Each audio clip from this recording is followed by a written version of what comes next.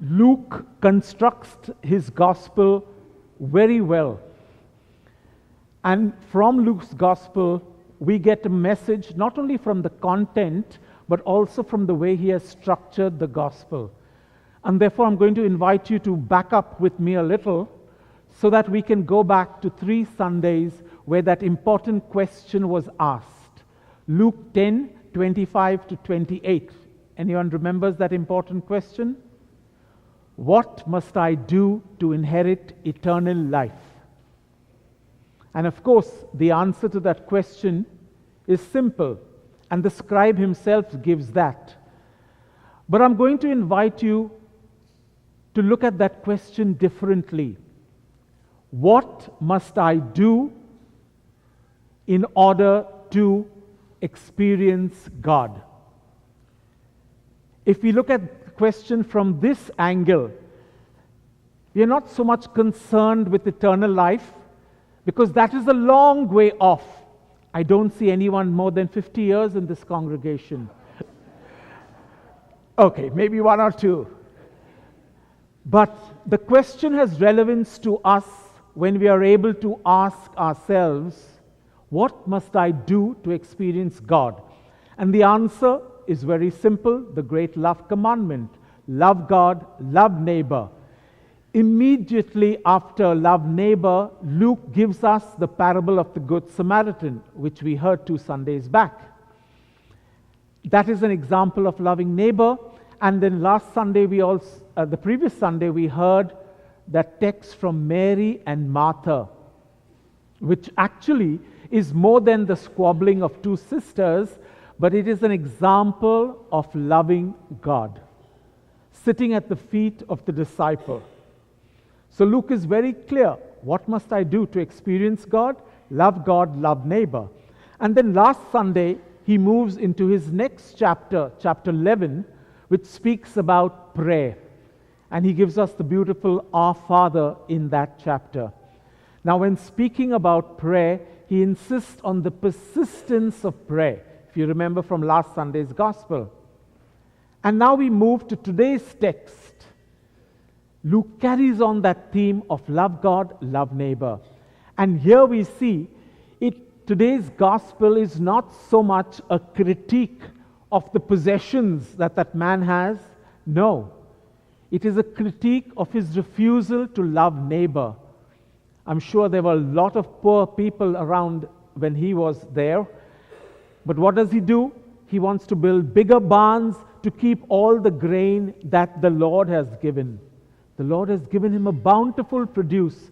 And instead of sharing that bountiful produce with those around him, he wants to keep it for himself. And that is where the sin is. The sin against lack of love for neighbor. But in today's text, Luke carries on his love God. Because as you see in that last line, he says, put God above all things. And therefore the message to us today is to ask ourselves, is God the center of my life? Being human, we have a constant tendency to displace God away from the center. And yes, maybe it is money that fills the center, maybe riches, fame, fortune, a good name. So our task is to keep coming back, keep bringing back God as the center. The second reading also beautifully expresses that. Keep Jesus as the center of your lives. So our constant examination of conscience every day should be, has God been the center of my life today? As I mentioned today, we are celebrating the feast of St. Ignatius of Loyola, and he gave us this rich heritage, the spiritual exercises. And one of the most important things is the examination of consciousness. How much have I been conscious of God's presence in my life today? Through the good times and maybe through the not so good things that have happened in my life. So as we move through Luke's gospel, we see this constant emphasis because love of God and love of neighbor have to be taken together. It is in this intermingling. I reach out to neighbor. I go out into the streets and help those. And maybe it is a question of preaching to the choir here at Holy Family, because I do know how much you all are involved in giving. Whether it is the giving bank, food for the poor every day, or whether it is the Haiti group that you all are serving. But it's important to remind each of us that we need to be giving because we have received much. The rich man received lots but kept it to himself. Like a river that needs to flow, if we've got so many blessings from God, we need to reach out to neighbor. But that is not all, because sometimes in the act of giving, we may become tired, we may become frustrated. Oh, I did so much for her and she didn't do anything back for me. Or we may say, I gave him so much and he was not grateful. But we don't look for gratitude towards those we serve. We have received from God and we give, and all that comes from God. So whether people say thank you or not, of course, it's nice to be thanked, but that is just the icing on the cake.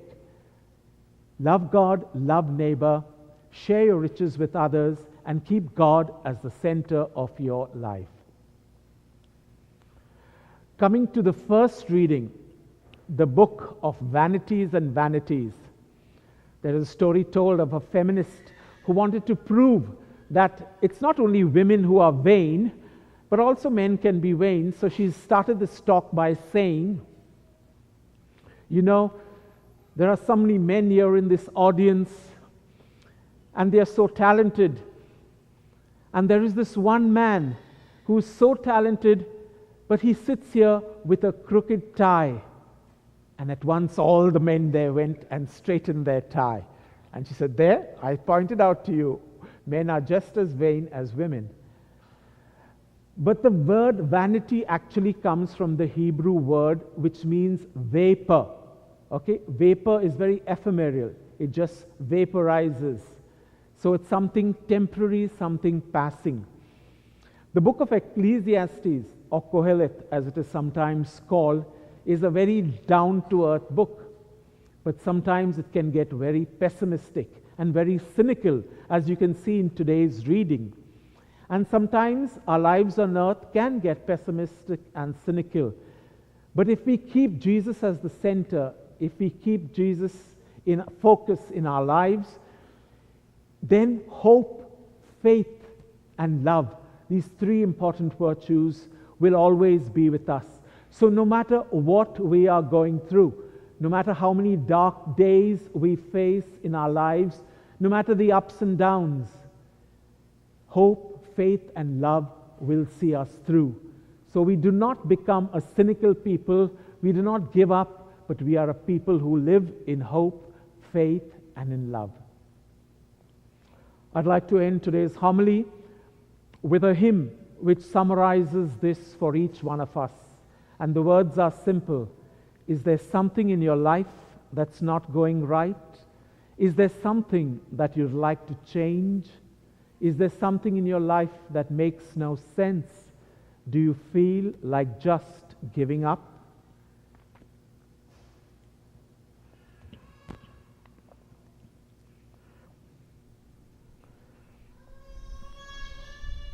I invite you to take this as a meditative hymn. You might feel like closing your eyes and keeping your arms open out in a gesture of acceptance, if that works for you.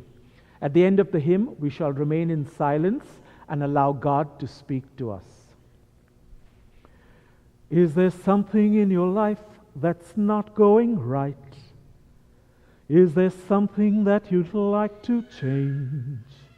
Is there something in your life that makes no sense? Do you feel like just giving up?